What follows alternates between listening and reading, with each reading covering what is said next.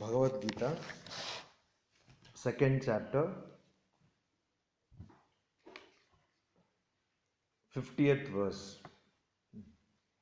बुद्धि युक्तो जहातिह उभे सुकृत दुष्कृते तस्माद् योगाय युज्यस्व योगः कर्मसु kaushalam. So in this shloka, Sri Krishna tells Arjuna that one has to have yukta buddhi, one has to have evenness of mind, and iha, in this world, both ubhe sukrita, virtue, good deeds, and dushkrita, bad deeds or vice, evil, one has to give up. One has to give up both good and evil, and one has to be same-sighted towards good and evil, not having more attachment to good or less attachment to evil, but having no attachment to either good or evil. And yogaya yujyasva, one has to devote oneself to yoga. Yoga karmasu kaushalam, because yoga is skill in action. What does it mean? Yoga is skill in action. Does it mean that you have to be efficient in action? So, if somebody has to do some work, automatically that person should know how to do that work. Else, that person will be frustrated. So, one should know how to do a particular work. Else, that person will be frustrated, will not be able to do that work.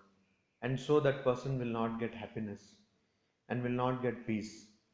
First thing in doing a work is to learn how to do that work. That is a basic requisite, basic condition for doing any work. So if you want to operate a computer, you should know how to do that. In a computer, particular software, you should know how to handle it. Unless you know how to use a particular software, you will not be able to do that work without frustration. So first condition for having skill in action is to know how to do that action. But is Sri Krishna talking about productivity? Is he saying that whenever you do an action, you should be the excellent, you should be the best person doing that action? Is that what he means? So if we take this meaning, then it would mean that you have to always perform better and better in any particular action. So in today's workplace environment, you should give the best all the time. Suppose you are into marketing or sales, you have to achieve higher and higher targets. Or if you are into production, you have to achieve higher and higher production numbers. Is this what Sri Krishna is talking about? So if that is the case, then it will become like a rat race, which most people are, that you have to attain the highest result. You have to be the best in that particular field. But probability wise, numbers wise, arithmetic wise, in a particular field, only one person can be best. You cannot have 10,000 people becoming best in one field. Only one person can be the best. So that means that cannot be the meaning of this particular phrase, yogaha karmasu kaushalam. What does it mean then? What can it mean? Yoga should be a means to attain freedom. It should be a means to attain peace. It should be a means to attain the knowledge of one's true nature, that is Atman. So if yoga has to become that, here of course, karma yoga, work, if work has to be the means of attaining freedom of self, if work has to be the means of attaining the knowledge of Atman or Brahman or God, then work should not lead us to bondage. It should not lead us to bondage. It should free us from bondage. When can that happen? When you are constantly thinking that you have to excel in a particular work. When you are constantly thinking that you have to increase the production or productivity. When you are constantly thinking that you have to increase the sales or you have to achieve higher and higher targets, automatically you will never be able to attain the freedom from bondage. You will never be able to know your true nature, Atman or Brahman. So that means definitely Sri Krishna is not saying that you have to become the best in a particular field. But what he is saying is karmasu kaushalam. Skill in work will be such that look around yourself. Whenever you see somebody working, what do you see? A person who is very active, very busy, what do you see? That the person is busy. That the person has no time for anything. That person is being pulled in all directions because of the pressure of work, because of the stress of work. You don't generally see a person who is working as a free person. You don't see that. If somebody comes and tells you I am busy, that means I cannot talk to you. I don't have time to sit and talk with you. I don't have time to sleep even. I don't have time to travel or read a book or watch a movie. So you see a person generally who is working to be a person who is caught up in the work, who is bound in the work. So Sri Krishna says that is the wrong way to work. So that work may produce some income. It will never produce peace. It will never produce satisfaction. It will never produce contentment. So how to work? So your work should be such that you will be free all the time. Not busy, but free. I am working, but I am free. Let us go for a walk. Yes, let us go for a walk. Let us watch this movie. Yes, let us watch this movie. So this is the practical aspect of being a efficient worker in the sense of Sri Krishna. A kushala, a person who is dexterous, a person who is skillful in action will be like that. That person will be doing enormous work but free all the time. Have you seen such people? So there are people like that. They will do enormous work but they will be always free. So that can happen only when you don't have any desires. When your work, that is what Sri Swamiji in his Karma Yoga talks. When you do work selflessly, when you have work but you do it without any desire, then you become free. You are not busy because of work, you are free because of work. I have work and so I am free. Not that I have work, so I am busy. Okay, I have work, so I am free. Because when a person says, I don't have work, I am free, that is also bondage. It is the obverse and reverse of the same coin. So you think that if work is there, you are not free. How can it be? Your true nature is the Atman, which is ever free. So how can work bind your true nature? It cannot. So if a person thinks that because of work I am bound, and so when I don't have work, I have free time. This is what people think. I have free time, I am free, I don't have work. So whenever somebody calls me and says, are you free? I say, I am always free. And it is not just words. People, the other person who is listening to that may think this Swami is just giving a fanciful statement or is just a good dialogue to say. But no, not in that sense. Truly, I am free. Why? Because I don't think, I know that I am not this body or mind. So, whatever work is there or not there does not change my true nature. Does it change my true nature? It does not. It cannot. Because I am not the body and the mind. So even if work is there, it is there.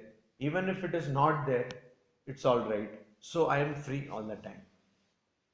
In this context, one has to understand this oft quoted and so much publicized incident. Do you know this incident? When? Yes. Do you know this incident? Sage Vyasa. Have you heard Sage Vyasa? Sage Vyasa, yes, I know.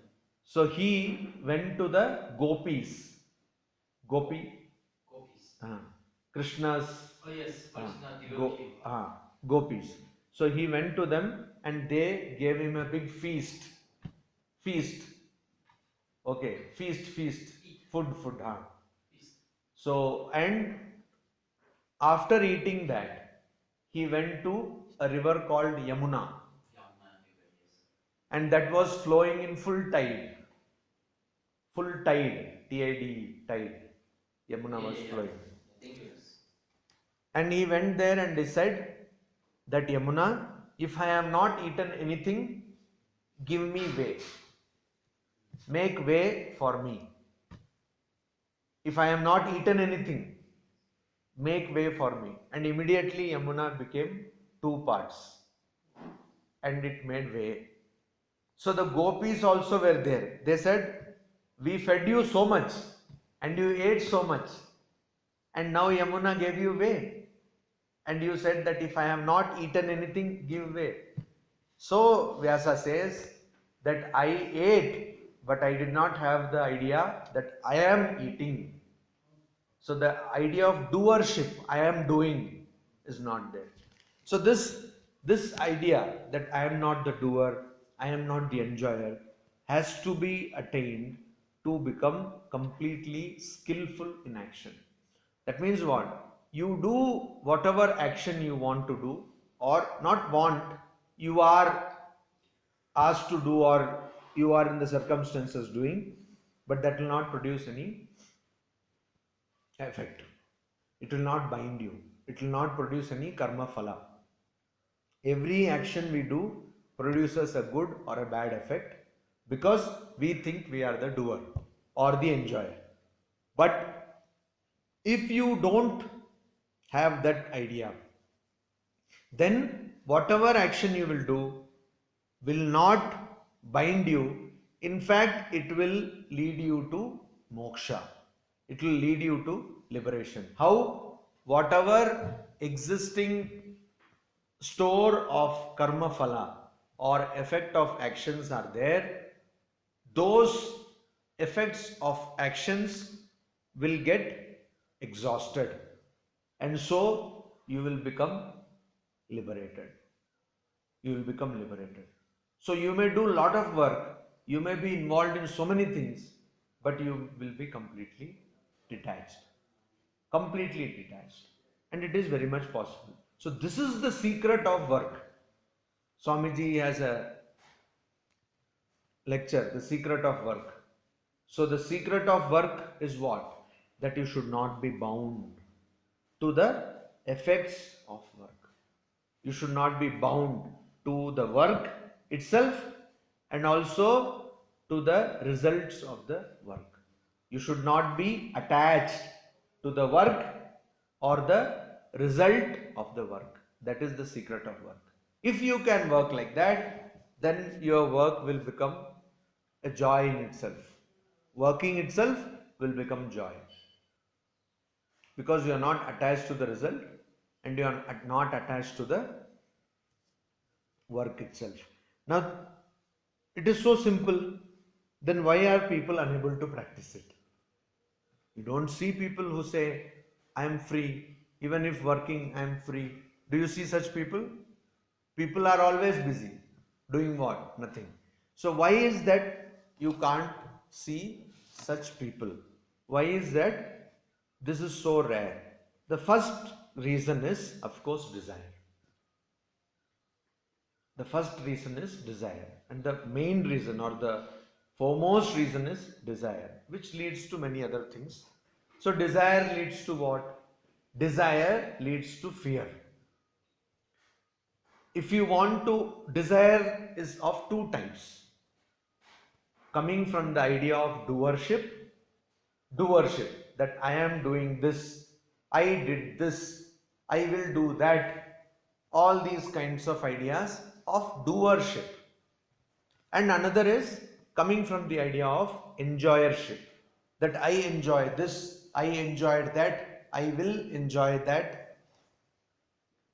So all these enjoyership and doership, all these ideas come from two basic things which are connected with ignorance. First is I, which in Sanskrit is called ahankara, and the other one is mine. Mine, this is mine, this mobile is mine, this book is mine, this spectacle is mine. So mine, my spectacle, my mobile, my book. So it is called mamakara. Mamakara. So ahankara, mamakara. So first desire is what? That I should do something. I should do something. I should do something. So if you go to the internet, you will get thousands of photographs of Advaita Ashrama. But everyone who is coming wants to take a photograph. Why? Because it is my photograph. People say, when you say that it is there on the internet, don't take. No, but I have not taken that photograph. So this is my photo. I have taken that photograph. So this is the first reason. I have to do. That is the desire. So if I have to do, and you are saying that you should be the same even if you have work, you should be the same even if you don't have the work, then this desire, I have to do, is not fulfilled. If there is no desire and work, then how my desire that I have to do something is fulfilled? So even you will see people who are retired, have no work, cannot sit quiet in the house. Somebody is going there, you see, is this how you walk? Making so much sound?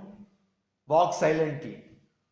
If somebody walks silently, you see, such an old person is there in house and you are going without caring about me. If somebody makes good food, oh, now you are showing that you know how to do cooking. And if you don't make good food, you see what? Because I have become old, now all horrible food is given to me. So whatever you tell, whatever you do, there is some criticism, there is something. Why? Because I have to do something. Unless I will do something, how will this universe work? No?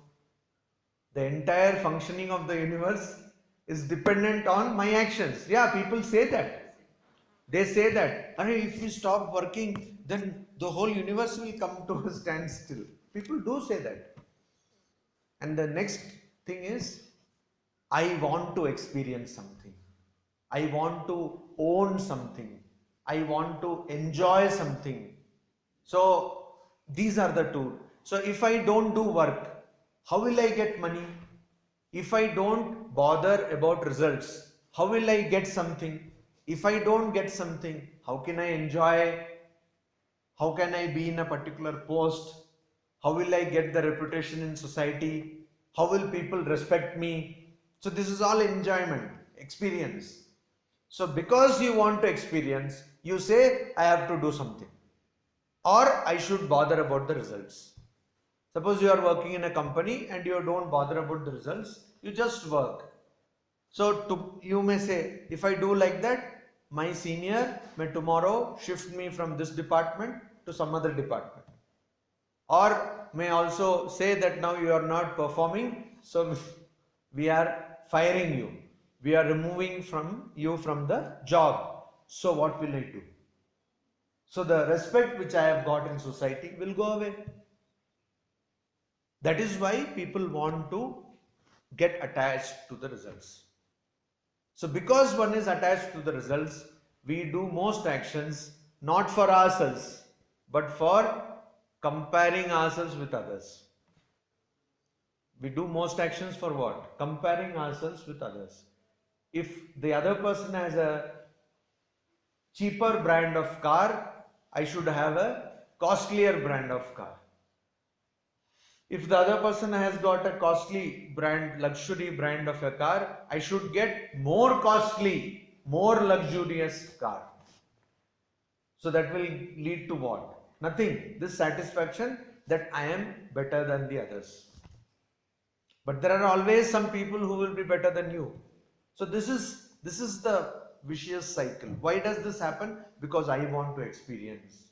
I want to experience something which others have not experienced. So first you have the idea that I want to experience. Then the idea is I want to experience something which others have not experienced. So I have this latest model of the phone, this particular phone. You have not even purchased, you have not even bought it. Then when the next model will come, I have the first person. See, I got the first edition of that phone, or I got the first, I was the person to get this phone. Okay, so this kind of a comparison comes because you want to experience, then you want to make your experience better experience than others. So because of all these things, then you want to have a good reputation. Means what? That is my reputation. People talk good of me. People talk high of me. That is my reputation. If the reputation is spoiled, then one person has a problem. A person has a problem. Because I am not good.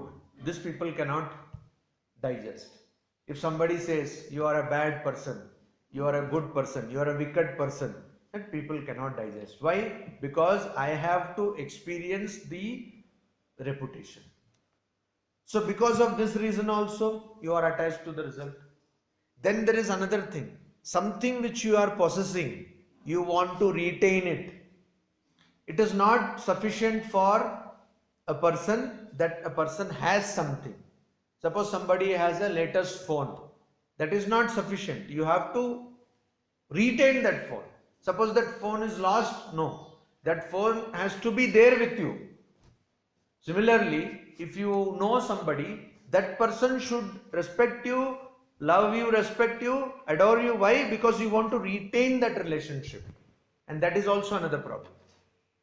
Why do you want to retain the relationship? Because you don't want to give up your possession. You want to hold on to that possession.